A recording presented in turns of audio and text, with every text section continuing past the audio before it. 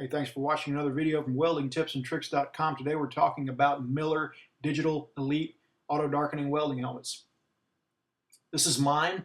I'm going to go over some of the features here. Number one, it's got 4 sensors on it, 4 light sensors. That's a good thing. Generally, the more sensors, the better. The higher end helmets, more expensive ones, generally are going to have 4 sensors, and this is one of the higher, more expensive helmets.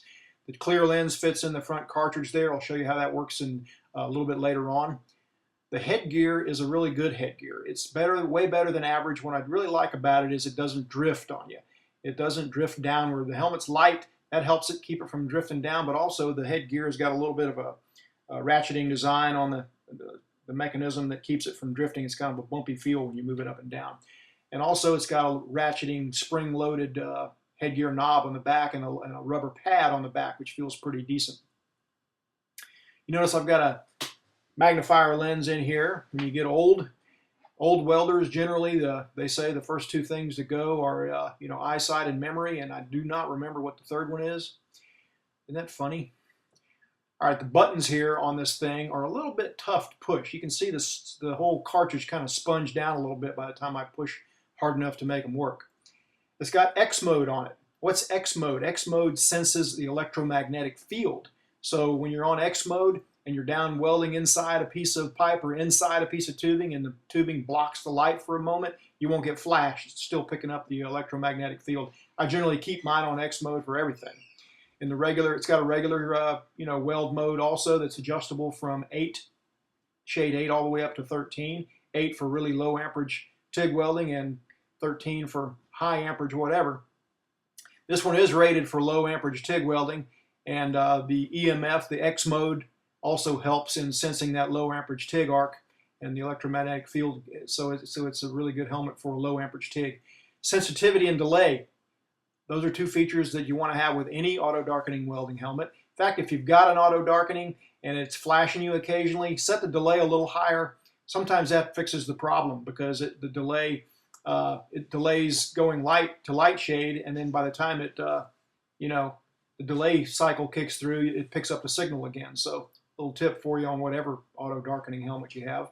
It's got a cutting mode adjustable from 5 to 8, so you can use oxy-fuel cutting as well as plasma cutting, and a grind mode, which is a great feature because it eliminates that temptation to grind with either only safety glasses or no glasses at all. And just having the welding helmet able to grind with it. You can't grind with any auto darkening helmet because the sparks make it go dark. So that's a good feature. We've all been tempted to grind something with nothing or just safety glasses, and we know it's not wise, but we've all probably done it. So having the helmet there just adds in that adds safety to the whole thing. Now the changing out the clear lens on the front cartridge here, you can see this one's got a little bit of a radius to it on the top.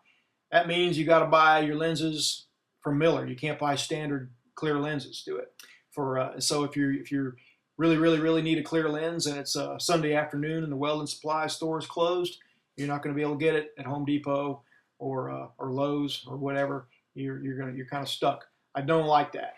I really wish they'd made it where it would accept standard clear lenses. Of course, you can buy you just have to buy a stack of them when you buy it, and you see how the regular standard clear lens here won't quite fit the bill. This one's got some peel coat on it. That's why it's tinted. So anyway, I don't like that, but they didn't ask me, and it's their business. It just weigh it into your buying decision is all. All right, changing it out, you got to press the 2 buttons here. Sometimes you have to fight with it a little bit, like I'm doing here. I had to get the wife to hold the camera while I'm putting the Vulcan mind lock on this thing to get it loose. But it pops securely into place. It's pretty easy to pop loose and get it back, and it will not come loose once it's in. That's a good feature. It is not rated, according to the manual, not rated for overhead welding. I find that a little bit disappointing. I've used this one for overhead, but I guess it's a little CYA thing because that little ledge traps a lot of spatter. All right, what I like about it is very lightweight. I do love the X mode. It's extremely dependable, and it's got the cut and grind modes. I find those very, very useful. I don't always have goggles, cutting goggles handy, or a grinding shield handy, and it keeps me safe. What I don't like uses non-standard clear lenses, non-standard batteries that are going to be hard to find on a weekend, and is not rated for overhead welding. But would I recommend this helmet? I sure would. It is a really good helmet, and I know a lot of people that have them and don't know really anybody that's unhappy with it. So that's it for today. Visit weldingtipsandtricks.com for a lot more welding tips.